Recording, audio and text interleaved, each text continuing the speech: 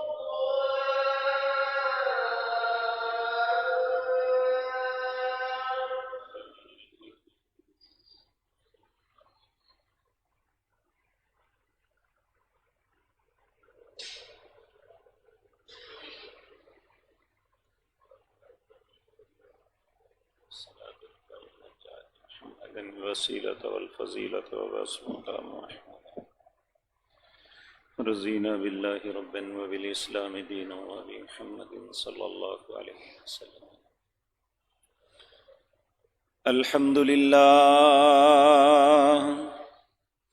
الحمد لله نحمده ونستعينه ونستغفره ونعوذ بالله من شرور أنفسنا ومن سيئات أعمالنا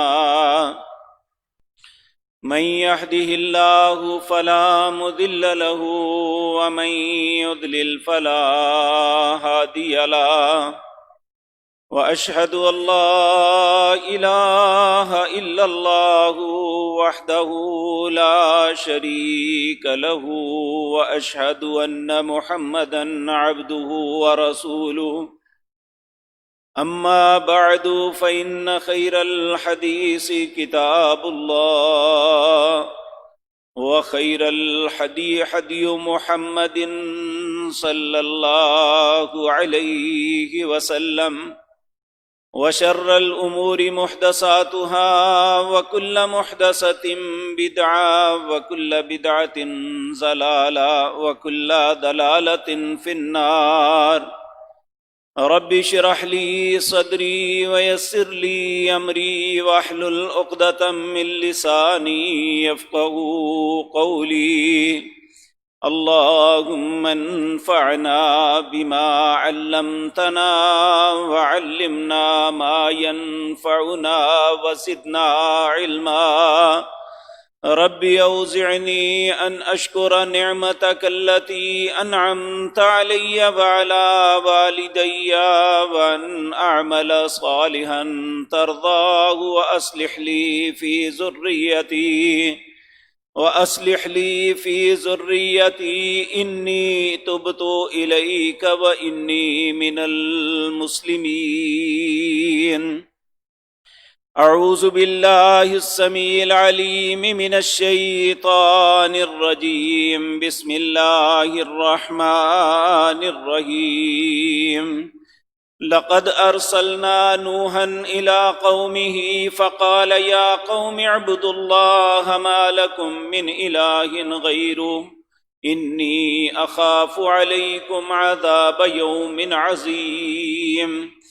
قال الملأ من قومه إنا لنراك في ضلال مبين.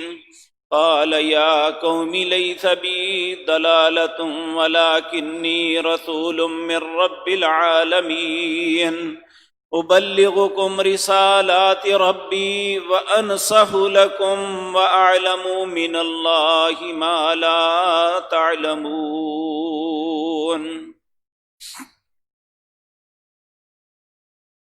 حضرات محترم، اس کائنات کے اندر اپنی مخلوق کے ساتھ سب سے زیادہ خیر خواہی کرنے والی اللہ رب العزت کی ذات ہے. یہ بات یاد رکھیں، جب تک انسان اللہ کی بتائی ہوئی رہنمائی میں چلتا رہتا ہے، نہ تو یہ کسی تکلیف میں مبتلا ہوتا ہے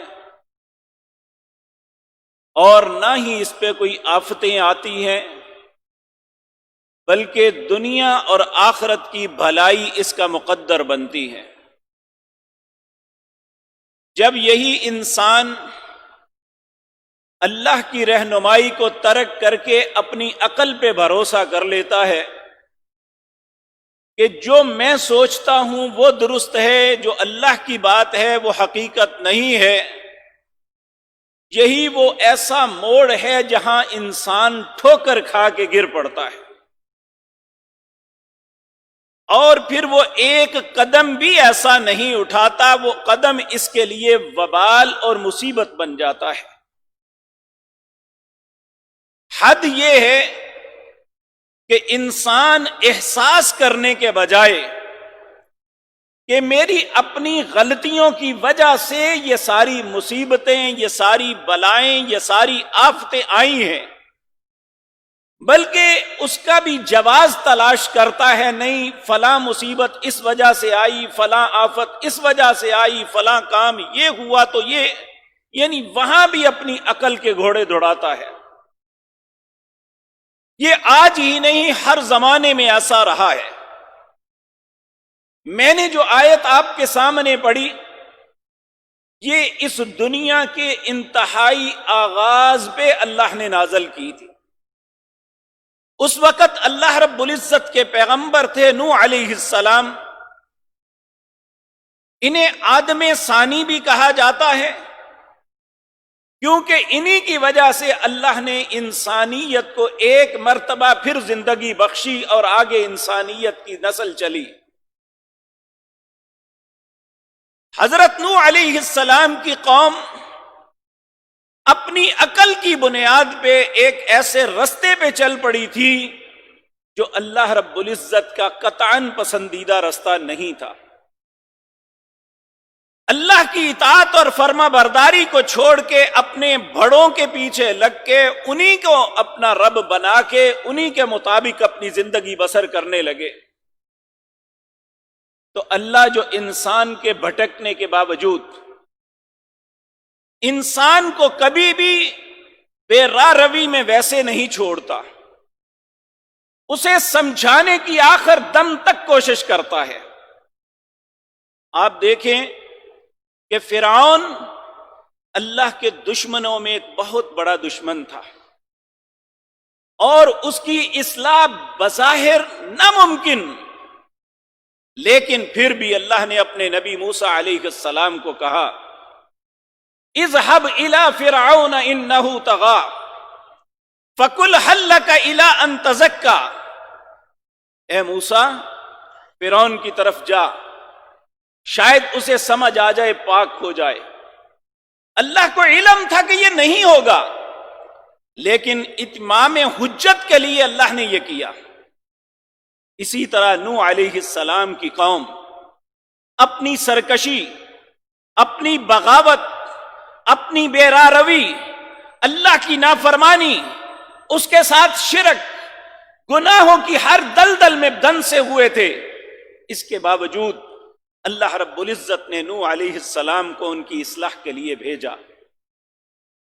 تو اللہ نے سورۃ اعراف کے اندر آیت نمبر 59 یہاں سے شروع ہو کے پورا رکوع پڑھے، ضرور اپنے گھروں میں اسے اٹھا کے دیکھیں، کیا جو میں عرض کر رہا ہوں کیا واقعتاً یہ اللہ کا حکم قرآن میں ہے؟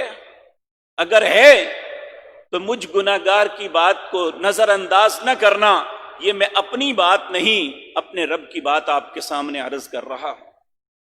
تو اللہ رب العزت فرماتے ہیں لقد ارسلنا نوحا الی قومہ، ہم نے نوح علیہ السلام کو اپنی قوم کی طرف بھیجا، ان کی خیر خواہی کے لیے، ان کی بھلائی کے لیے۔ نوح علیہ السلام اپنی قوم کو جا کے کہتے ہیں یا قوم، اے میری قوم کے لوگوں، اعبدوا اللہ، تم اللہ کی عبادت کو چھوڑ چکے ہو، بتوں کو اپنا رب بنا لیا ہے، ود سوا یغوث یعوق کی مورتیاں بنا کے ان کے سامنے جھکتے ہو، دنیا کے تصرفات کا مالک انہیں بنا لیا ہے، ان 5 پیاروں کے پیچھے لگے ہوئے ہو۔ اعبدوا اللہ، اللہ کی عبادت کرو، ما لکم من الہ غیرہ، اللہ کے علاوہ تمہارا کوئی الہ نہیں ہے، یہ جنہیں تم نے بنایا ہوا ہے یہ الہ نہیں ہے، الہ صرف ایک ہے، الہکم الہ واحد لا الہ الا اللہ، تمہارا الہ صرف ایک ہے، وہ اللہ کے علاوہ اور کوئی نہیں ہے، لا الہ الا اللہ۔ تو یہاں فرمایا انی اخاف علیکم عذاب یوم عظیم، میں تمہاری خیر خواہی کے لیے آیا ہوں، میں ڈرتا ہوں اگر تم انہی رستوں پہ چلتے رہے، اگر انہی غلطیوں کا ارتکاب کرتے رہے تو ایک دن آنے والا ہے جو بہت عظیم دن ہے، اس دن کے بہت بڑے عذاب سے میں ڈرتا ہوں کہ تم اس میں مبتلا نہ ہو جانا۔ یہ دنیا کی مصیبتیں تو اس کے مقابلے میں کچھ بھی نہیں ہیں، میں اس عذاب سے ڈرتا ہوں۔ اب نوح علیہ السلام نے اپنی ذات کے لیے کچھ مانگا تھا؟ قوم کو ان کی بے راہ روی پہ روکا کہ اے میری قوم کے لوگوں، یا قومی اعبد اللہ، یہ نہیں کہا تھا میری مانو، یہ نہیں کہا تھا میری پارٹی بن جاؤ، کہا میں تمہیں اللہ کی طرف بلاتا ہوں، اعبد اللہ ما لکم من الہ غیرہ، اس اللہ کے علاوہ تمہارا کوئی الہ نہیں ہے، انی اخاف علیکم عذاب یوم عظیم، میں ڈرتا ہوں تم کہیں بہت بڑے عذاب میں مبتلا نہ ہو جانا۔ قوم کے سردار آگے کیا بولتے ہیں؟ ہمیشہ قوم کے سرداروں نے یہی کہا، بجائے بات کو سمجھنے کے انہوں نے کہا یہ تو شاید ہماری سیٹ لینا چاہتا ہے، یہ تو ہمارے خلاف بغاوت پہ ابھار رہا ہے۔ تو قوم کے سرداروں نے جواب دیا، قال الملأ من قومہ، اللہ رب العزت فرماتے ہیں قوم کے سرداروں نے جواباً کہا، انا لنراک فی ضلال مبین، اے نوح ہمیں تو لگتا ہے تم گمراہ انسان ہو، ہمیں ہمارے حالات پہ چھوڑو، ہمارے لیے کیا بہتر ہے کیا نقصان ہے ہم خود اس کا فیصلہ کریں گے۔ بجائے اس بات کے کہ ان کی خیر خواہی کو قبول کرتے، ان کی دعوت کو قبول کرتے، اللہ کو الہ مانتے، اس کے حرام و حلال کی تمیز کرتے، اس اللہ کے حکم کے مطابق اپنی زندگی بسر کرتے، الٹا نوح علیہ السلام کو کہنے لگے انا لنراک فی ضلال مبین، ہمیں تو ایسا لگتا ہے تو بہت ظاہر گمراہی میں پڑ گیا ہے۔ قال یا قومی، نوح علیہ السلام انہیں کہنے لگے اے میری قوم کے لوگوں، لیس بی ضلالہ، میں گمراہ نہیں ہوں، ولکنی رسول من ربی، کس طرح مجھے گمراہ کہہ سکتے ہو جبکہ میں رب کا بھیجا ہوا ہوں؟ دیکھیں میں بھی بھٹک سکتا ہوں، آپ بھی بھٹک سکتے ہیں۔ جس شخصیت کو اللہ نے اپنا پیغامبر، اپنا سفیر بنا کے بھیجا ہو، وہ کیسے غلط ہو سکتا ہے؟ کہا یا قومی لیس بی ضلالہ، اے میری قوم کے لوگوں میں گمراہ نہیں ہوں، ولکنی رسول من رب العالمین، میں تو دونوں جہانوں کے رب کی طرف سے بھیجا گیا ہوں، ابلغکم رسالات ربی، میں کوئی اپنی بات تمہارے سامنے رکھ رہا ہوں، میں تو وہ بات تمہیں بتا رہا ہوں جو میرے رب نے مجھے دی ہے کہ اپنی قوم کو جا کے بتاؤ، انی ابلغکم رسالات ربی۔ اور اگلی بات بڑی اہم ہے، وَنَصَحْتُ لَكُمْ، میں تمہاری خیر خواہی چاہتا ہوں۔ ہر نبی اپنی قوم کی خیر چاہتا ہے، قوم اپنی خیر نہیں چاہتی، قومیں ہمیشہ گمراہی کی دلدل کی طرف بھاگتی ہیں۔ پیارے نبی جناب محمد الرسول اللہ صلی اللہ علیہ وسلم نے بھی ارشاد فرمایا، میری مثال اس طرح ہے کہ تم بھاگ بھاگ کے، جس طرح پروانے اس لائٹ کے پیچھے بھاگتے ہیں، جل جل کے مر کے ڈھیر لگ جاتے ہیں، لیکن پھر بھی وہ آ کے اسی پہ گرتے ہیں، کہا تمہاری مثال اسی طرح ہے، تم بھاگ بھاگ کے جہنم میں خود کود رہے ہو، میں تمہیں پیچھے سے پکڑ کے بچا رہا۔ تو اللہ کے نبی جو ہوتے ہیں سب سے زیادہ خیر خواہ ہوتے ہیں اپنی قوم کے، وہ ساری تکلیفیں اپنے اوپر اٹھا کے اپنی قوم کو مصیبتوں سے بچانے کی کوشش کرتے ہیں، وہ ہر مصیبت ہر تکلیف خود اٹھا کے اپنی قوم کو تباہی سے بچانا چاہتے ہیں، لیکن قوم کو یہ بات عقل میں نہیں آتی۔ نوح علیہ السلام نے بھی کہا وَنَصَحْتُ لَكُمْ، میں تمہاری خیر خواہی چاہتا ہوں، وَأَنَا أَعْلَمُ مِنَ اللَّهِ مَا لَا تَعْلَمُونَ، جو اللہ نے مجھے علم دیا ہے تمہیں اس کا علم نہیں ہے، مجھے حق کا پتہ ہے، میں جانتا ہوں۔ حضرت ابراہیم نے بھی اپنے باپ سے یہی کہا تھا کہ جو اللہ نے مجھے علم دیا ہے وہ آپ کو نہیں ہے، اس لیے آپ جھگڑا کر رہے ہیں۔ اسی طرح نوح علیہ السلام نے بھی اپنی قوم سے کہا وَأَعْلَمُ مِنَ اللَّهِ، جو اللہ نے مجھے بتایا ہے، جو اللہ نے مجھے علم دیا ہے، جو رستہ مجھے دکھایا ہے، مَا لَا تَعْلَمُونَ، تم نہیں جانتے۔ تو اس کے جواب میں قوم نے کیا کیا، أُبَلِّغُكُمْ رِسَالَاتِ رَبِّي وَأَنْصَحُ لَكُمْ وَأَعْلَمُ مِنَ اللَّهِ مَا لَا تَعْلَمُونَ۔ پھر نوح علیہ السلام قوم سے کہتے ہیں أَوَعَجِبْتُمْ أَنْ جَاءَكُمْ ذِكْرٌ مِّن رَبِّكُمْ عَلَى رَجُلٍ مِّنْكُمْ، کیا تمہیں اس بات پہ تعجب ہو رہا ہے کہ اللہ نے تمہیں میں سے ایک بندے کو چن لیا اپنی رسالت کے لیے اور اسے خبر دی، اور وہ اللہ کی خبر لے کے تمہارے پاس آیا ہے تاکہ تمہیں ڈرائے، وَلِتَتَّقُوا وَلَعَلَّكُمْ تُرْحَمُونَ، تاکہ تم بچ جاؤ، عذابوں سے بچ جاؤ، اللہ کے غضب سے بچ جاؤ، اللہ کے عذابوں سے بچ جاؤ اور اللہ تم پہ رحم کر دے۔ ہماری ڈیوٹی، ہماری ذمہ داری اس کے زیادہ نہیں ہے کہ تمہیں بچانا چاہتے ہیں، اس رستے پہ چلانا چاہتے ہیں جس رستے پہ اللہ رحم کرتے ہیں۔ لیکن قوم نے اس کے مقابلے میں کیا کہا؟ اللہ فرماتے ہیں فَكَذَّبُوهُ، یہ ساری باتیں، سارے دلائل، ساری خیر خواہی کی باتیں سننے کے باوجود فَكَذَّبُوهُ، انہوں نے جھٹلا دیا، ہم نہیں مانتے۔ آج بھی میرے بھائیوں اسی طرح یہی رویے چل رہے ہیں جو نوح علیہ السلام کی قوم میں تھے۔ آج انبیاء تو نہیں ہیں لیکن انبیاء کی دعوت تو ہے۔ پہلے انبیاء کی کتابیں نابود ہو گئی، لیکن جناب محمد الرسول اللہ صلی اللہ علیہ وسلم پہ نازل ہونے والی کتاب اسی طرح زندہ ہے، اسی طرح حق پہ ہے، اسی طرح صحیح حالت میں ہے جس طرح اللہ نے اپنے پیارے حبیب پہ نازل کی تھی صلی اللہ علیہ وسلم۔ اس کا ایک ایک لفظ ہماری رہنمائی کرتا ہے۔ شاید ایک باپ اپنے بچے کی انگلی پکڑ کے اس کی جوانی تک وہ رہنمائی نہ کر سکے جو قرآن ایک مسلمان کی رہنمائی کرتا ہے، لیکن اس کے لیے شرط یہ ہے کہ رہنمائی لینے والا کوئی ہو۔ جو بچہ بے وقوف میں باپ کی انگلی جھٹک دیتا ہے کہ مجھے تمہارے سہارے کی ضرورت نہیں ہے، وہ ساری زندگی بھٹکتا ہے۔ اسی طرح اے مسلمان، اگر ہم نے قرآن کا دامن چھوڑ دیا تو ہم بھی بھٹکتے مر جائیں گے، انہی مصیبتوں کے اندر رہیں گے، ہمیں کبھی خیر نہیں ملے گی۔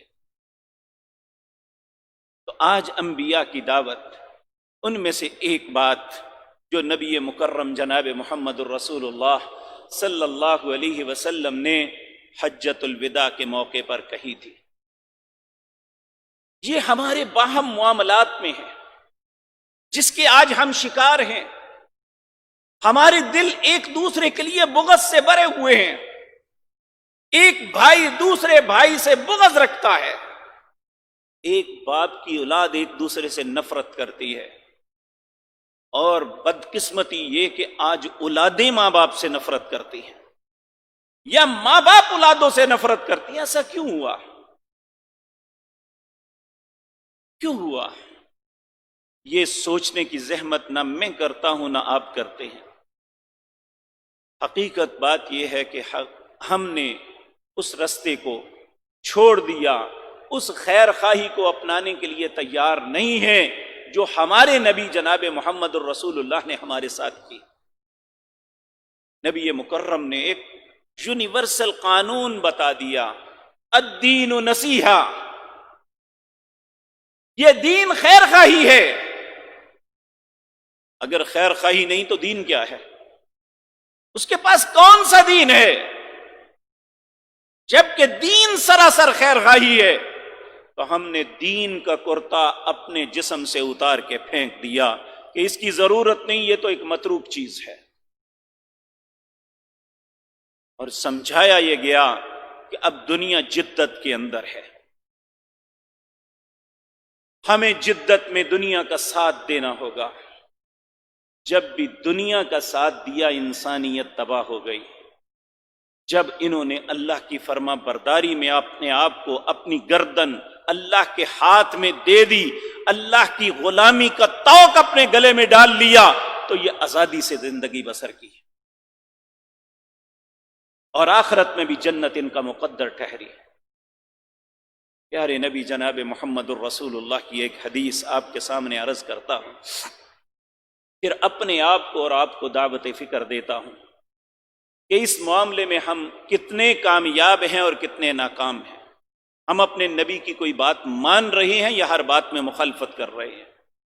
نبی مکرم صلی اللہ علیہ وسلم سے بیان کرتے ہیں، صحیح مسلم، اس کی حدیث نمبر ہے 2564۔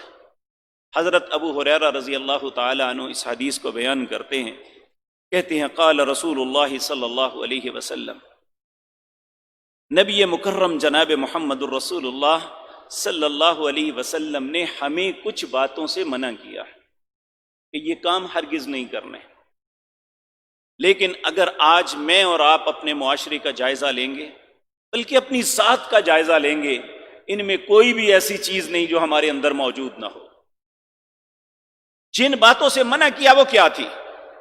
نمبر 1، نبی مکرم صلی اللہ علیہ وسلم نے حکم دیا لا تحاسدوا، حسد نہ کرنا، کیونکہ ہم سب برابر نہیں ہیں، نہ ہمارے چہرے ایک جیسے ہیں، نہ ہمارے رزق ایک جیسے ہیں، نہ عزتیں ایک جیسی ہیں، اور یہ ہم نے خود نہیں بنائے، یہ مختلف چہرے ہم نے خود نہیں بنائے۔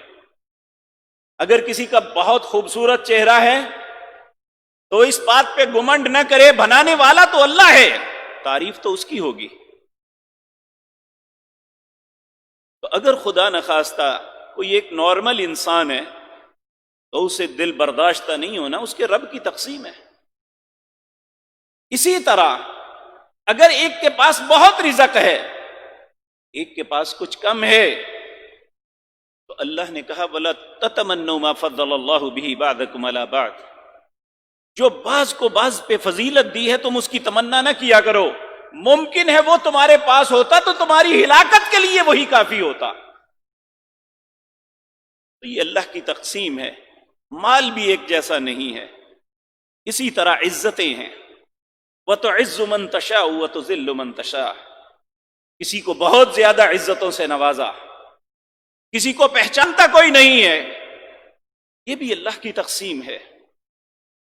تو یہ ساری باتیں ذہن میں رکھیں کہ یہ اللہ کی تقسیم سمجھ کے، اگر کم ہے تو صبر کریں، اگر زیادہ ہے تو شکر کریں۔ لیکن ہوتا کیا ہے،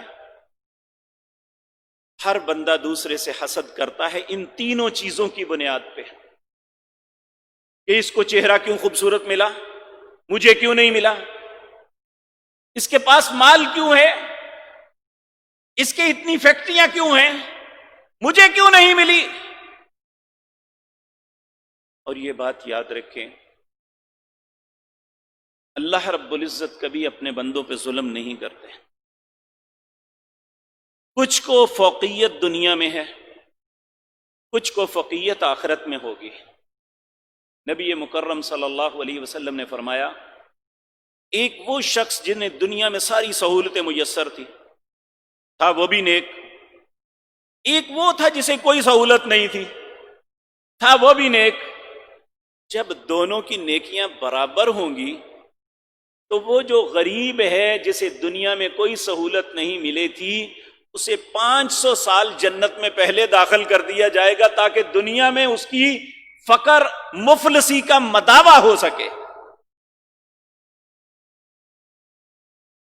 یہ میرے ایک بھائی بہت بڑے صنعت کار ہیں، انہوں نے یہ حدیث پڑھی تو مجھے فون کر کے کہنے لگے بھئی یہ کیا ہوا کہ ایک آدمی نیکیاں اس کی بھی اتنی ہیں، اس کی بھی اتنی ہیں، تو وہ جنت میں 500 سال بعد کیوں جائے گا؟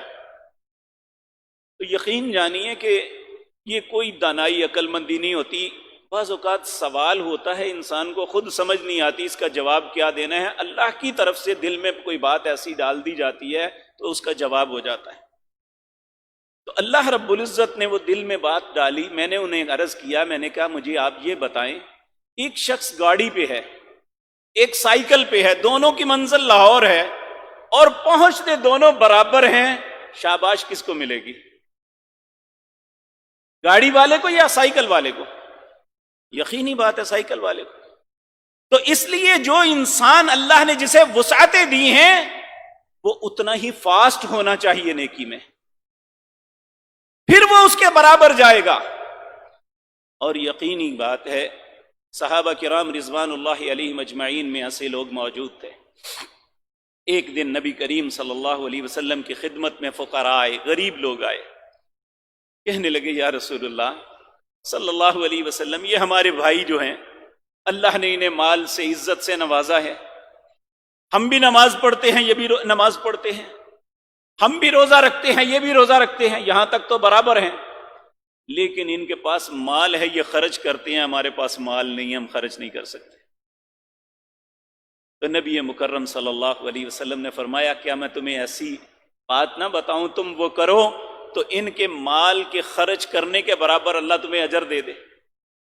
انہوں نے کہا اسی لیے تو حاضر ہوئے ہیں کہ نیکی میں ہم پیچھے نہ رہ جائیں۔ تو نبی کریم صلی اللہ علیہ وسلم نے فرمایا ہر نماز کے بعد 33 مرتبہ سبحان اللہ، 33 مرتبہ الحمدللہ، 34 مرتبہ اللہ اکبر پڑھو گے، ان کے مال خرچ کرنے کے برابر، جبکہ تم نے کچھ نہیں خرچ کیا، صرف اللہ کی تعریف و توصیف کی، اللہ تمہیں ان کے برابر یا ان سے بہتر اجر دے دے گا۔ اب امراء جو ہے وہ بھی نیکی میں پیچھے رہنے والے نہیں تھے، انہوں نے دیکھا یہ غریب لوگ بیٹھ کے پتہ نہیں انگلیوں میں کیا گنتے ہیں، انہوں نے ٹو لگانی شروع کر دی۔ بالآخر پتہ چل گیا کہ انہوں نے نبی کریم صلی اللہ علیہ وسلم سے یہ پوچھا تھا، نبی کریم صلی اللہ علیہ وسلم نے اس کے جواب میں یہ فرمایا اب وہ لوگ ہمارے خرچ کرنے کے برابر ہونے کے لیے یہ تسبیحات کرتے ہیں، تو وہ امراء نے بھی کرنی شروع کر دی۔ غریب لوگ پھر نبی کریم کے پاس آئے، آگے کہا یا رسول اللہ اب تو وہ بھی تسبیح کرنے لگے ہیں، تو آپ نے پھر فرمایا ذالک فضل اللہ یؤتی من یشاء، اب یہ اللہ کا فضل ہے وہ جس کو دے دے۔ ایک عرب شاعر نے خوب کہا، کہتا ہے ما احسن الدین والدنیا اذا اجتمعا، اس بندے سے خوش نصیب کوئی نہیں ہے جسے اللہ دنیا کی نعمتوں سے بھی نوازتا ہے اور دین کی سمجھ بھی دیتا ہے، حرام و حلال کی تمیز بھی کرتا ہے، اللہ کے حق بھی ادا کرتا ہے۔ ما احسن الدین والدنیا اذا اجتمعا واقبح الكفر والافلاس في الرجل، اس سے حقیر، اس سے بدتر انسان کوئی نہیں، فقر میں بھی زندگی بسر کرتا ہے، کفر میں بھی زندگی بسر کرتا ہے، نہ اس کی زندگی میں نماز ہے نہ روزہ ہے، کچھ نہیں، نہ اللہ کی تعریف و توصیف ہے، بلکہ الٹا کہتا ہے مجھے اللہ نے دیا کیا ہے میں اس کی تعریف کروں یا اس کی نماز پڑھوں۔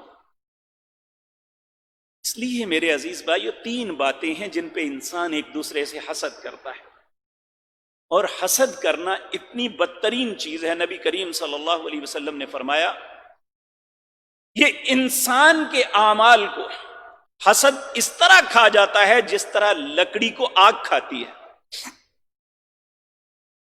اور کہا یہ حسد انسان کو مونڈ دینے والا ہے، یعنی اس کی نیکیوں کو برباد کر دینے والا ہے، اور یہ نہ سمجھنا کہ اس کے سر کو مونڈتا ہے بلکہ اس کی نیکیوں کو ختم کر دیتا ہے۔ آج کیفیت یہ ہے الا ماشاء اللہ، شاید لاکھوں کروڑوں میں کوئی شخص ایسا ہو جس نے اپنی زندگی کو غنا کے ساتھ بسر کیا، بس ٹھیک ہے جو اللہ نے دیا ہم اس پہ شکر ادا کرتے ہیں، جو اسے دیا اللہ اس کے مقدر میں لکھے۔ ہم تو حسرت سے ساتھ ہر اپنے سے بہتر کو دیکھتے ہیں، اسے کیوں ملا ہے؟ سوچ یہ نہیں، اگر تو یہ سوچ ہو کہ اے اللہ میں بھی تیرا بندہ ہوں تو مجھے بھی دے، اس میں کوئی حرج نہیں، لیکن سوچ یہ ہے کہ اس کے پاس کیوں ہے، چاہے وہ سکا بھائی ہے، وہ پڑوسی ہے، وہ پارٹنر ہے یا کوئی بھی ہے، سوچ یہ بن گئی ہے کہ اس کے پاس نہیں ہونا چاہیے، بلکہ ہماری زندگی کی پلاننگ یہ ہے کہ کسی طرح یہ برباد ہو جائے۔ حالانکہ پیارے نبی جناب محمد الرسول اللہ صلی اللہ علیہ وسلم نے فرمایا لا تحاسدوا، تمہارے نبی کی نصیحت ہے، حکم ہے کہ حسد نہ کرنا۔ نبی کریم صلی اللہ علیہ وسلم نے فرمایا پہلی امتوں کی جو برائیاں گندگیاں میری امت میں آئیں گی ان میں ایک حسد بھی ہے۔ اس دنیا میں سب سے غلیظ ترین قوم یہود ہیں، حالانکہ یہ انبیاء کی اولادیں ہیں، لیکن اپنے عمل کے اعتبار سے سب سے گندے اور غلیظ بن گئے، قیامت تک کے لیے ان پہ جس طرح شیطان پہ اللہ کی لعنت ہے ان پہ بھی اللہ کی لعنت ہے۔ اور ان کے اندر حسد سب سے زیادہ ہے۔ کیا ہم اپنے نبی کے طریقے کو چھوڑ کے یہود کے طریقے پہ چلیں گے؟ اگر نہیں تو اپنے دل کو صاف کریں۔ آج حسد کاروباری رقابت کی بنیاد پہ، اور بعض اوقات تو ہوتا ہے کچھ بھی لینا دینا نہیں ہے، نہ ہمارا اس کے ساتھ تعلق، نہ ہمارا اس نے کچھ بگاڑا، کچھ بھی نہیں کیا، بس اس کی خوبصورت بلڈنگ دیکھ کے، اس کی فیکٹری دیکھ کے، اور اس کا کاروباری سیٹ اپ دیکھ کے خواہ بندہ جلتا رہتا ہے، اپنے دل میں نفرت پیدا کرتا ہے اس کے متعلق، جبکہ شاید وہ خیر ہی کرنے والا ہو۔ تو لا تحاسدوا، نبی کریم صلی اللہ علیہ وسلم کی پہلی نصیحت، پہلا حکم اس حدیث کے اندر یہ ہے کہ لا تحاسدوا، حسد نہ کرو۔ دوسرا ولا تناجشوا، اس کا لفظی معنی تو یہ ہے کہ انسان کسی کے کان میں بات اس لیے کرے کہ دوسرا دیکھ کے جلے، اور آج اس کی جدید صورت موبائل پہ کمنٹ کرنا، پوسٹیں لگانا ایک دوسرے کے خلاف، اس کی تصویر کو غلط رنگ دے کے اس کا مذاق اور ٹھٹھا اڑانا، کسی کو ذہنی کرب اور اذیت دینی، یہ ہمارا صبح سے لے کر شام تک شغل ہے۔ ہمارے اسلاف کی تو راتیں تراہم رکعا سجدا، رکوع اور سجدوں میں گزرتی تھی، آج ہماری راتیں موبائل کی ٹچنگ پہ گزرتی ہیں، یا کسی کو گالیاں نکالتے ہوئے، کسی کی اذیت دیتے ہوئے، کسی کے خلاف کمٹ کرتے ہوئے، اور کسی کے متعلق کرب ناک باتیں لکھتے ہوئے ساری ساری رات گزار دیتے ہیں۔ یہ ہماری زندگی کا شغل بن گیا ہے، جبکہ پیارے نبی جناب محمد الرسول اللہ صلی اللہ علیہ وسلم نے فرمایا تھا وَلَا تَنَاجَشُوا۔ اس زمانے میں ایک ہی طریقہ تھا کہ کسی بندے کو جلانا ہو تو دوسرے کے کان میں بات شروع کر دو، وہ سوچے گا یہ میرے خلاف لگا ہوا ہے، اور یہاں اسے سمجھایا اللہ نے دوسرے مقام پہ، یا ایھا الذین آمنوا اجتنبوا کثیرا من الظن ان بعض الظن اثم، بدگمانی سے بچو، وہ کیا کرتا ہے چھوڑ دو اس کے حال پہ، تم اس سے یہ ہر وقت سوچو کہ یہ میرے متعلق ہی بات کر رہا ہے، بے شک وہ کر بھی رہا ہے۔ حضرت عمر رضی اللہ تعالی عنہ کا ایک فرمان، آپ نے فرمایا اگر مجھے پتہ بھی چل جائے، میں اپنے کانوں سے بھی سن لوں کہ میرے متعلق یہ بات کر رہا ہے، تو میں اس کا اچھا محل تلاش کروں گا، شاید اس کی نیت یہ ہو، شاید اس نے اس لیے بات کی ہو۔ یہ ہمارے اسلاف کا طریقہ تھا، اور ہمارا طریقہ دوسرے کو اذیت دو، حتیٰ کہ یہ بھی ایک اذیت کا طریقہ ہے کہ ہم ٹریفک کے، اگر ایک شخص اس نے ایک رستے پہ جانا ہے اور اسے رستہ مل رہا ہے، اس کے سامنے کوئی سگنل نہیں ہے، ہم اس کا رستہ روک کے کھڑے ہو جائیں گے، اسے اذیت دیں گے، کبھی نہیں چاہیں گے کہ میں اپنے کسی بھائی کو رستہ دے دوں، کہ میرے لیے تو سگنل بند ہے، کم از کم میں دوسرے کے لیے تو اذیت کا سبب نہ بنوں۔ بعض اوقات یہ ہوتا ہے کہ سارا بازار بند ہو جاتا ہے، ہماری گاڑی، ہماری کسی بھی چیز کی وجہ سے، ہم بیٹھ کے تماشا کر رہے ہوتے ہیں، پیچھے لائن لگی ہے، ہمیں کوئی پرواہ نہیں، لوگوں کو اذیت دینا ہمارا وتیرہ بن چکا ہے۔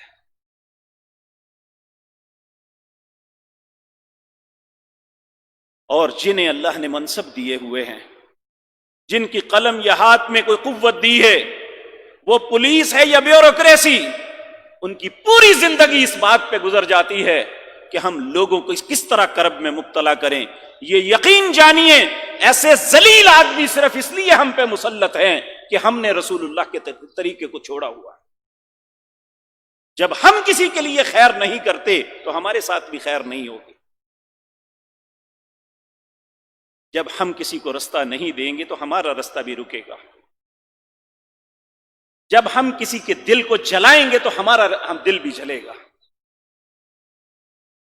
یہ وہ باتیں ہیں جو معاشرے کا بگاڑ کا سبب ہیں اور اس طرف ہم توجہ نہیں دے رہے. اسی طرح میرے عزیز بھائیوں، پیارے نبی جناب محمد الرسول اللہ نے فرمایا ولا تباغضوا. تیسری بات، بغض نہ رکھو کسی کے متعلق. یہ بغض رکھنا کتنا بڑا گناہ ہے اور بغض نہ رکھنا کتنی بڑی نیکی ہے، اس ایک واقعے سے آپ اندازہ لگا لیں. حضرت انس بن مالک رضی اللہ تعالی عنہ فرماتے ہیں ایک دن ہم رسول اللہ صلی اللہ علیہ وسلم کے ساتھ مسجد نبوی میں بیٹھے ہوئے تھے. آپ نے فرمایا ابھی تمہارے اندر ایک شخص آئے گا جو جنتی شخص ہے، میں اس کے متعلق جنت کی بشارت دیتا. کہتے ہیں تھوڑی دیر گزری، ایک شخص وہ وضو کے ساتھ اس کے بال گیلے تھے، داڑھی سے وضو کے قطرے گر رہے تھے، بائیں ہاتھ میں جوتا تھا، وہ مسجد میں داخل ہوا. ہم نے اسے دیکھا، وہ ایک انصاری صحابی تھا. کہتے ہیں پھر دوسرا دن آیا، ہم نبی کریم کی معیت میں بیٹھے ہوئے تھے. آپ نے پھر فرمایا ابھی تمہارے اندر ایک شخص آئے گا جس کی جنت کی ضمانت میں دیتا. دوسرے دن پھر وہی شخص آیا. کہتے ہیں ہمیں بڑا تعجب ہوا. تیسرے دن پھر ایسا ہوا. 3 دن مسلسل آپ فرماتے رہے کہ ابھی تمہارے اندر ایک جنتی آئے. جب یہ مجلس ختم ہوئی، ان صحابہ میں ایک نوجوان تھے جن کا نام عبداللہ بن عمر بن عاص رضی اللہ تعالیٰ عنہ. یہ بڑے ہی نیک صحابی تھے، بڑے دانا اور عقل مند تھے. ان کے متعلق سیدنا ابو ہریرہ نے کہا تھا کہ اللہ کے رسول کی سب سے زیادہ احادیث مجھے یاد ہیں، مجھ سے زیادہ اگر کسی کو کچھ آتا ہے تو وہ عبداللہ بن عمر بن عاص ہیں. کیوں؟ لِأَنَّهُ يَكْتُبُ وَلَا أَكْتُبُ. وہ لکھنا جانتے ہیں، میں لکھنا نہیں جانتا. پھر بعد میں انہوں نے بھی لکھنا سیکھا. بہرحال یہ عبداللہ بن عمر بن عاص رضی اللہ تعالی عنہ یہ بڑے ہی پارسا انسان تھے. یوں تو سارے ہی صحابہ ایک سے ایک بڑھ کے تھے، لیکن صحابہ کے اندر نیکی کا جذبہ بڑا تھا. ان کے ذہن میں ایک پلاننگ آئی. یہ باہر نکل کے اس انصاری صحابی کو کہنے لگے چچا میرے باپ سے میرا کلیش ہو گیا ہے، میں نے قسم اٹھائی ہے کہ میں نے 3 دن تک اپنے گھر نہیں جانا، کیا آپ مجھے اپنے گھر میں رکھ لیں گے؟ تو وہ ایک ایسا زمانہ تھا جس میں ہر بندے کے دل میں خیر تھی. انہوں نے کہا بیٹے کوئی بات نہیں، تم میرے ساتھ چلو، میں تمہیں مہمان رکھ لیتا ہوں 3 دن. اگر تو نے قسم اٹھا لی ہے تو میں تیری قسم کو پورا کروا دیتا. 3 دن تک عبداللہ بن عمر بن عاص رضی اللہ تعالی عنہم آپ ان کے گھر رہے. جب 3 دن گزر جانے لگے تو کہنے لگے اے چچا بات یہ ہے کہ میرا گھر میں جھگڑا کوئی نہیں ہوا تھا، یہ تو میں نے ایک بہانہ لگایا تھا. 3 دن تک رسول اللہ صلی اللہ علیہ وسلم یہ بات کہتے رہے کہ ابھی تم میں ایک جنتی آئے گا. تو ہر دفعہ آپ تشریف لائے، میرے دل میں خواہش پیدا ہوئی کہ میں آپ کا وہ عمل دیکھوں جس کی وجہ سے رسول اللہ نے جنت کی بشارت آپ کو دی. لیکن 3 دن تک آپ کے ساتھ رہا، میں نے کوئی ایسا خاص عمل نہیں دیکھا جس کو میں دیکھ کے کہہ سکوں کہ یہ بڑی اسپیشل آپ عمل کرتے ہیں.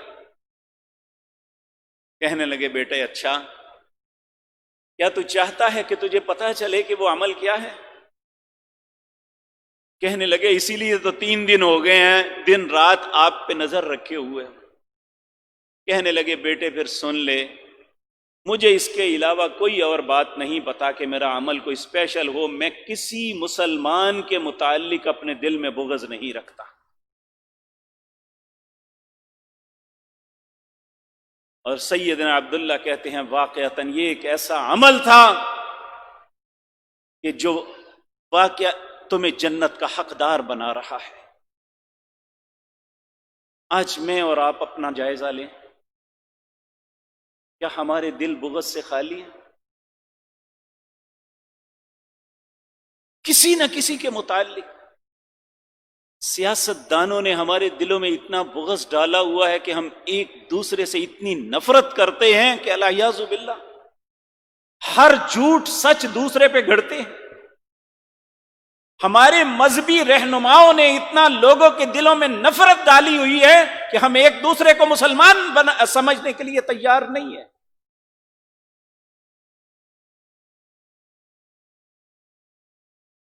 جہاں سے ہمیں ایک دوسرے سے مل کے رہنے کی دعوت دینی تھی، آج وہاں سے نفرت کے بیج بوئے جا رہے ہیں،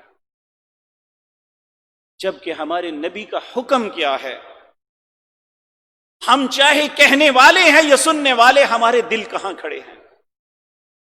ہمارے دلوں بغض سے بھرے ہوئے ہیں ایک دوسرے کے لیے، ہمارے دل خیر کا سوچتے نہیں ہیں۔ نبی مکرم صلی اللہ علیہ وسلم نے فرمایا وَلَا تَبَاغَضُوا، اور یہ بغض جو ہے یہ یاد رکھیں، یہ صرف مسلمانوں کے متعلق ہے، کفار کے متعلق نہیں ہے، کیونکہ نبی کریم کی ایک دوسری حدیث ہے، کہا من احب للہ وابغض للہ واعطى للہ ومنع للہ فقد استکمل الایمان، جس نے کسی سے محبت کی تو اللہ کے لیے، تو اللہ کے لیے کیا کسی عیسائی سے محبت ہوگی؟ کیا کسی ہندو سے محبت ہوگی؟ کیا کسی یہودی سے محبت ہوگی؟ نہیں میرے بھائیوں، اللہ کے لیے محبت ہمیشہ مسلمان سے ہوگی۔ وَأَبْغَضَ لِلَّهِ، بغض کس کے لیے؟ یہ اللہ کے دشمنوں کے لیے ہے، یہ اللہ کے بندوں کے لیے بغض نہیں ہے۔ ہم اللہ کے دشمنوں سے تو پیار کرتے ہیں، اللہ کے بندوں سے نفرت کرتے ہیں۔ اور آج آپ دیکھ لیں،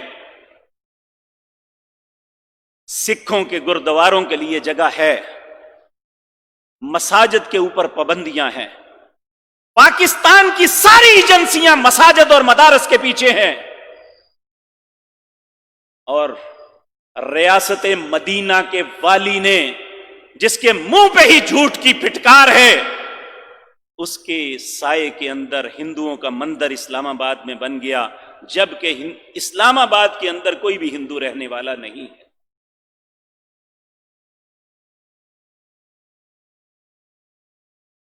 تو میرے عزیز بھائیو، ہمیں سوچنا چاہیے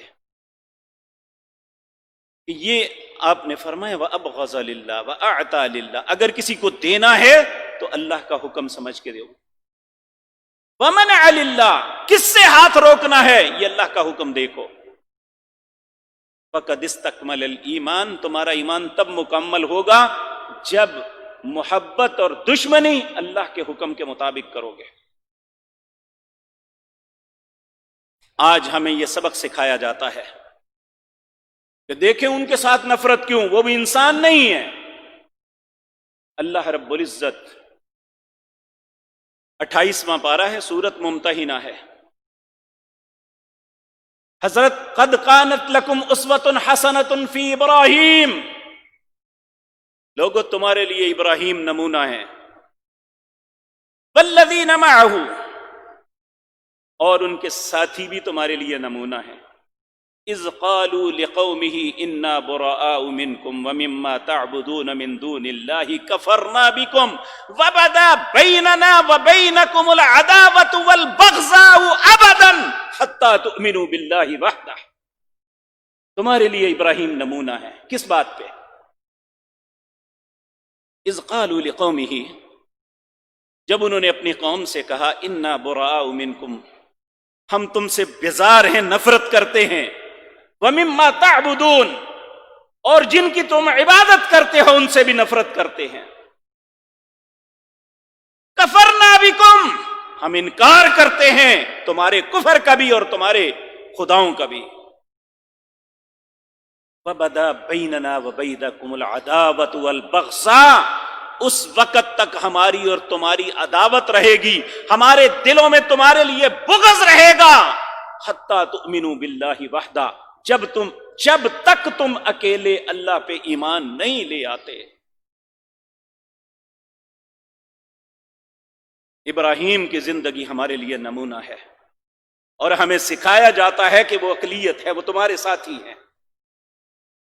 اللہ نے کہا ابراہیم کو دیکھو، ان کے ساتھیوں کو دیکھو، تمہارے لیے وہ اسوہ ہے، تمہارے لیے وہ نمونہ ہے۔ آج مسلمان سے لڑے، مسلمان سے بغض رکھے تو کسی کو غیرت نہیں آتی۔ اگر ایک ہندو کو یہ کہا جائے کہ تم بت پرستی چھوڑ دو، کہتے ہیں انہیں اپنا کام کرنے دو، تم اپنا کرو۔ سارے نبیوں کا مقصد کیا تھا آنے کا؟ اگر یہ تمہاری عقل ہی ہوتی درست تو ولا تباغضوا، بغض نہ رکھو۔ کس کے خلاف؟ مسلمان کے خلاف۔ سورۃ الفتح پڑھو، اس کی آخری آیات، محمد الرسول اللہ والذین معه اشداء علی الکفار رحماء بینہم تراہم رکعا سجدا یبتغون فضلا من اللہ ورضوانا۔ اللہ تعریف کرتا ہے اپنے نبی اور ان کے ساتھیوں کی۔ کیا تعریف کرتا ہے؟ محمد الرسول اللہ، لوگو محمد اللہ کے رسول ہیں، والذین معہ، اور ان کے ساتھی، ان کی صفات کیا ہیں؟ اشداء علی الکفار، ان کے دل کفار کے لیے سخت ہیں، رحماء بینہم، آپس میں بڑے ہی رحم دل ہیں۔ اور ہم اس سے الٹے ہیں، آپس میں دشمنی، کفار کے ساتھ بڑی محبت۔ جس کو دیکھو ایک ہی بات، ہم سے تو وہ کافر اچھے۔ کہنے والے تیرے سے اچھے کافر ہو سکتے ہیں، انشاءاللہ ہمارے سے اچھا کوئی کافر نہیں۔ تو میرے عزیز بھائیوں، چوتھی بات اللہ کے پیارے حبیب صلی اللہ علیہ وسلم نے یہ فرمائی، وَلَا تَدَابَرُوا، کسی کے خلاف تدبیر نہ کرو۔ یہاں بھی تدبیر مسلمان کے خلاف ہے۔ نبی کریم صلی اللہ علیہ وسلم نے فرمایا، دو لوگ میری شفاعت سے ہمیشہ محروم ہوں گے، میں ان کی کبھی سفارش نہیں کروں گا اللہ کے ہو۔ ان میں ایک وہ حاکم ہے جسے اللہ نے کوئی منصب دیا ہے، چھوٹا ہے یا بڑا، اور وہ رعایا پہ ناجائز ظلم کرتا ہے، چاہے ایک کانسٹیبل ناجائز چلان کرتا ہے وہ بھی اسی زمرے میں آتا ہے، یا ایک حکمران اپنے لوگوں کو پیسنے کے لیے، ان سے سب کچھ چھیننے کے لیے پلاننگ بناتا ہے، کابینہ کے اجلاس کر کے لوگوں پہ ظلم ڈھانے کے لیے تدابیر کرتا ہے۔ نبی کریم نے فرمایا، جو حاکم جس کے ہاتھ میں قوت اور طاقت ہے اور وہ اپنے سے کمزور رعایا کے اوپر ظلم کرتا ہے، اللہ کے نبی کہتے ہیں میں ان کی سفارش نہیں کروں گا۔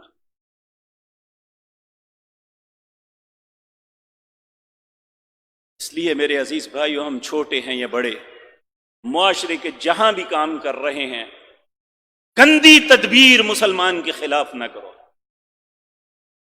جو اللہ کے نبی صلی اللہ علیہ وسلم کو اپنا نبی مانتا ہے، جو اللہ کو اپنا واحد رب مانتا ہے، جو قرآن کو کتاب حق مانتا ہے، اس کے خلاف گندی تدبیر نہ کرو۔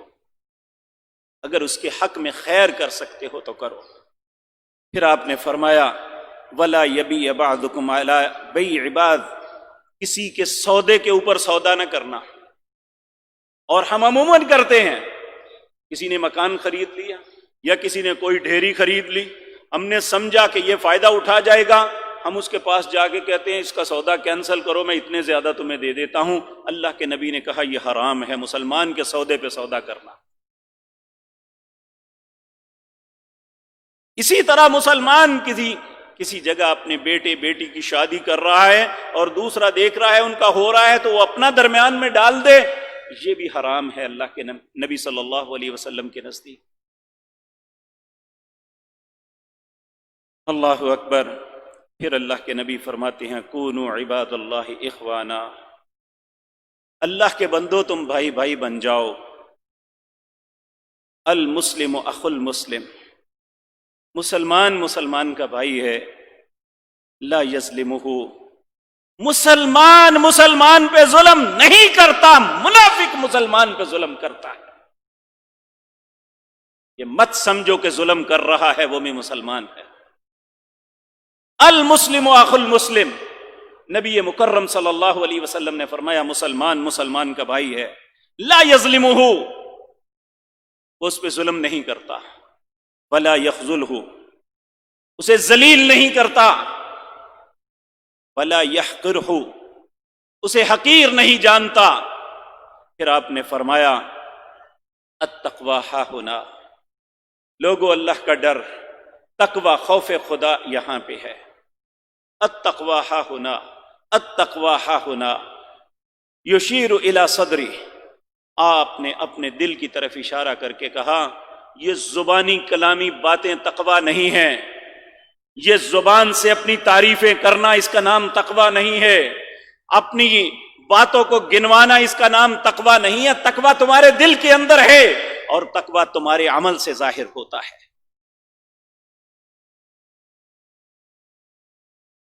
پھر آپ نے فرمایا کسی بندے کے گندا برا ہونے کے لیے یہی کافی ہے کہ وہ اپنے مسلمان بھائی کو اپنے سے حقیر جانے کہ میں بڑا اچھا، یہ بڑے گندے۔ پھر فرمایا ہر مسلمان سن لے، کل المسلم علی المسلم حرام، ہر مسلمان پر مسلمان کی 3 چیزیں حرام ہیں،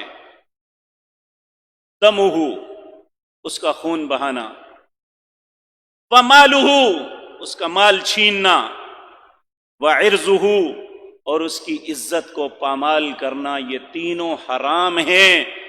اور بلکہ جب آپ حجۃ الوداع پہ تشریف لے گئے تو طواف افاضہ کے لیے آئے، اس وقت آپ طواف کرتے کرتے ایک دم رک گئے، صحابہ کرام سب رک گئے۔ جن لوگوں نے حج کیا ہے انہیں علم ہے کہ طواف افاضہ پہ بیت اللہ کے صحن میں کتنا رش ہوتا ہے، اور جس وقت نبی مکرم سب کی نظروں کے محور تھے، ہر نظر آپ کو دیکھ رہی تھی، اور آپ ہی سب کے قائد، آپ ہی سب کے آگو، آپ ہی سب کے لیے تھے، تو نبی مکرم صلی اللہ علیہ وسلم ایک دم رک کے اس طرح بیت اللہ کو مخاطب کیا، اے بیت اللہ، اللہ نے تیری بڑی عزت بنائی ہے، اللہ نے تجھے بڑا شرف دیا ہے، اللہ نے لوگوں کے دلوں میں تیری بڑی تعظیم بنائی ہے، لیکن یاد رکھ ایک مسلمان کا مال، ایک مسلمان کا خون، ایک مسلمان کی عزت اللہ کو تیری عزت سے بھی زیادہ محبوب ہے۔ بیت اللہ کی اینٹ نکالنا تو بہت دور کی بات ہے، اس کی طرف بری نیت کرنا ہی، وَمَن يُرِدْ فِيهِ بِإِلْحَادٍ بِظُلْمٍ نُذِقْهُ مِنْ عَذَابٍ أَلِيمٍ، جو یہاں آ کے صرف برائی کا سوچے گا وہ بدترین عذاب سے نہیں بچے گا۔ تو جو مسلمان کے ساتھ یہ سب کچھ کرتا ہے اس کا کیا معاملہ ہوگا؟ اس لیے میرے عزیز بھائیوں، آج میرے اور آپ کے لیے سبق یہ ہے کہ جو نبی مکرم صلی اللہ علیہ وسلم نے ہماری خیر خواہی کی، ہمارے لیے یہ ساری باتیں کی، وہ یہ ہیں، لا تحاسدوا، حسد نہ کرو، ولا تناجشوا، ایک دوسرے کو جلانے کے لیے کوئی ایسا کام نہ کرو، ولا تباغضوا، مسلمان کے خلاف بغض نہ رکھے، ولا تدابروا، ایک دوسرے کے خلاف گندی غلط تدبیریں نہ کرو، ولا یبیع بعضکم علی بعض، ایک دوسرے کی سودے پہ سودا نہ مارو، کونوا عباد اللہ، اللہ کے بندے بن جاؤ اور ایک دوسرے کے بھائی بن جاؤ، کیونکہ مسلمان کا بھائی ہے اور مسلمان کا بھائی ہے، اس کے علاوہ کوئی اس کا بھائی نہیں ہے۔ اس لیے اپنے بھائی کے ساتھ خیر کرو، اپنے بھائی کی عزت کا خیال کرو، اپنے بھائی کے مال کی سلامتی کے ضامن بنو، اپنے بھائی کی خون نہ بہاؤ، اس کے ساتھ ایسا معاملہ نہ کرو۔ اللہ ایسی بدترین جرائم سے ہمیں محفوظ رکھے۔ اگر کوئی انسان، اگر کوئی قوم ان جرائم کا ارتکاب کرتی ہے تو جو معاشرے کو نقصان ہوتا ہے وہ اپنی جگہ، انسان خود بھی سکون کی زندگی سے محروم ہو جاتا ہے۔ اللہ رب العزت یہ باتیں مجھے اور آپ کو سمجھنے اور ان پہ عمل کی توفیق عطا فرمائے۔ اقول قولی ھذا واستغفر اللہ۔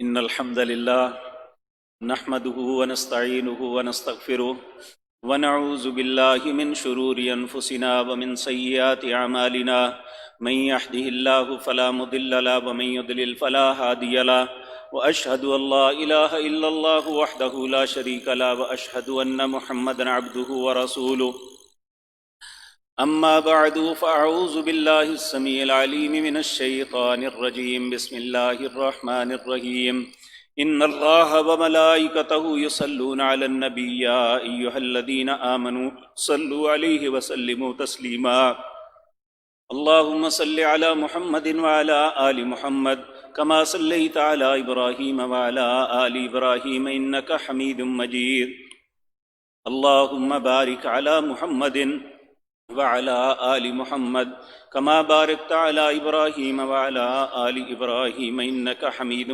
مجيد۔ حضرات محترم، یہ بات یاد رکھیں، اسلام کے آغاز پہ جب اللہ رب العزت نے مسلمانوں کو فتوحات سے نوازا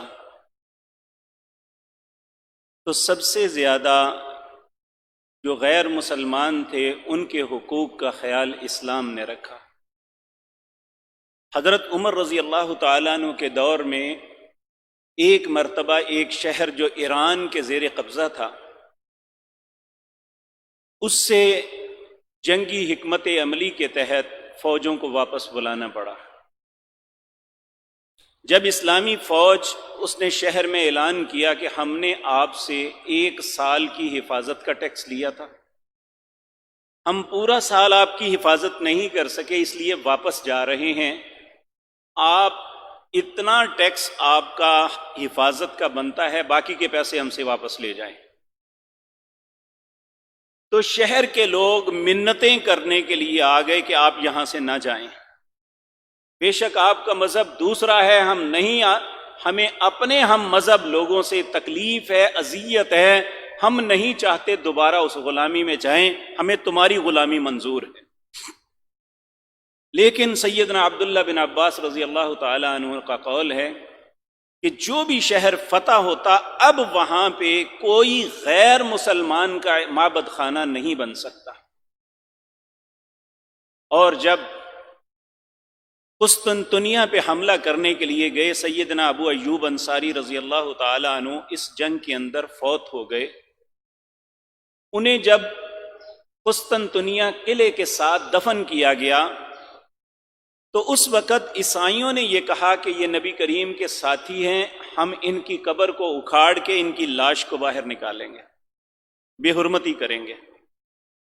جو جس یزید کو ہم صبح شام گالیاں نکالتے ہیں اس کے الفاظ ہیں تاریخ میں لکھے ہوئے، اس نے کہا تھا اے روم کے لوگوں ایک بات سن لو، یہ نبی کریم صلی اللہ علیہ وسلم کے میزبان ہیں جنہیں ہم یہاں دفن کیا ہے، اگر ان کی قبر کو کسی نے بری نظر سے دیکھا یا اسے اکھاڑنے کی کوشش کی تو پورے عالم اسلام میں کبھی ناقوس نہیں بچ سکے گا۔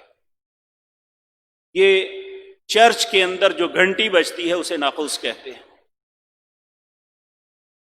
تو یہ بات یاد رکھیں کہ اسلامی مملکت کے اندر یہ بڑے فخر کے ساتھ ہم کہتے ہیں کہ دنیا کے اندر یہ واحد مملکت ہے جو عقیدے کی بنیاد پہ، کلمہ طیبہ کی بنیاد پہ بنی تھی۔ یار کلمہ طیبہ یہی کہتا ہے کہ یہاں بتوں کی پوجا ہو؟ کلمہ طیبہ یہی کہتا ہے کہ گرنتھ کا پاٹ ہو یہاں پہ؟ اللہ ہمارے حکمرانوں کو سمجھ عطا فرمائے، یہ اپنے لیے جہنم کا گڑھا کھود رہے ہیں، یہ کسی کی خیر نہیں کر رہے۔ اور پھر اگر کوئی اپنی بناتا تو سمجھ آتی یہ زیادہ سکے ہیں ان کے۔ کوئی بتا دیں 2 سال کے اندر حکومت نے کوئی ایک مسجد بھی بنائی ہو، یا کسی مدرسے کے ساتھ جہاں قرآن و سنت کی تعلیم دی جاتی ہے ان کے ساتھ کوئی خیر کی ہو؟ تو 100 ارب سے زیادہ یہ کرتارپور راہداری پہ لگا دیے ہمارے مسلمانوں کے پیسے، اور اب अरबों रुपए उस मंदिर पे लगाए जाएंगे कि पैसे मुसलमान दें और इबादत हो गैरुल्लाह की। अल्लाह तुम्हें बर्बाद करे और कुछ नहीं कह सकते।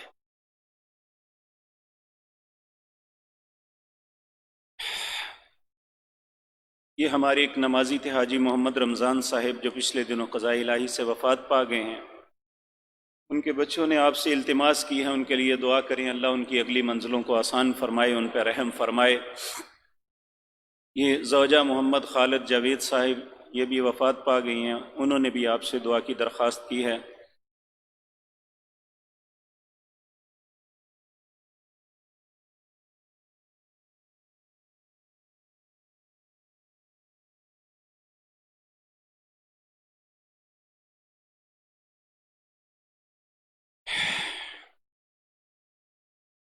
ये खानगी हालात के जो मामलात होते हैं, इसमें सवाल व जवाब तो इनफरादी तौर पे होना चाहिए, लेकिन बहरहाल इल्म के लिए मैं, एक ख़ातून ने लिखा है, मेरा शोहर शादी के कुछ दिन बाद से मुझे छोड़कर अमेरिका चला गया। 15 साल तक मैं खुला मांगती रही मगर नहीं दिया गया।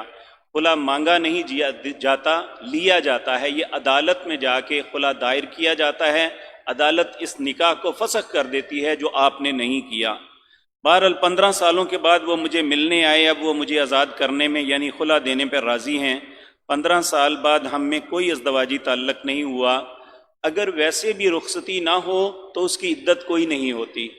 अगर वो तलाक भी दे दे तो फिर भी उसकी कोई इद्दत नहीं। अगर रुखसती नहीं हुई तो ऐसे हालात में अगर वो आपको छोड़ता है तो कोई इद्दत नहीं है, ये फौरी तौर पे आप कहीं भी शादी कर सकते हैं। लेकिन ये बात याद रखें कि खुला जो है ये खामद से नहीं मांगा जाता।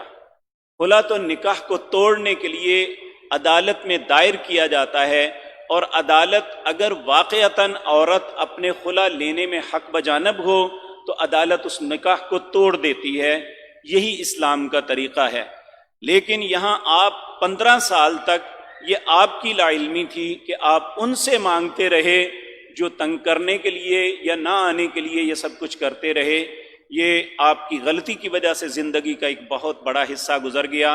काश आप पहले किसी आलिम दीन से रसूलुल्लाह सल्लल्लाहु अलैहि वसल्लम का तरीका पूछ लेते तो ज़िंदगी का इतना वक्त ज़ाया न होता। अल्लाह हम सब पे रहम फरमाए।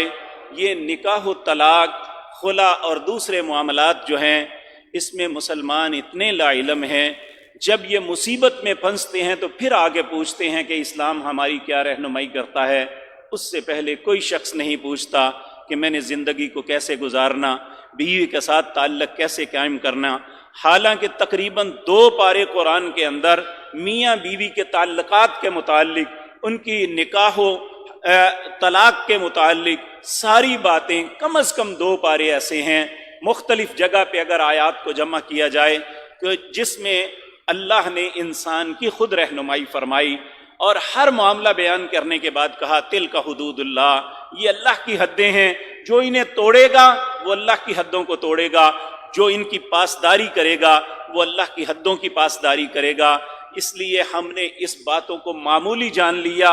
इस गुनाह में शायद कोई घराना है जो मुब्तला ना हो, वगरना बाज वालिदैन नापसंद होने की बुनियाद पे अपने बेटों की जिंदगियों को बर्बाद कर देते हैं।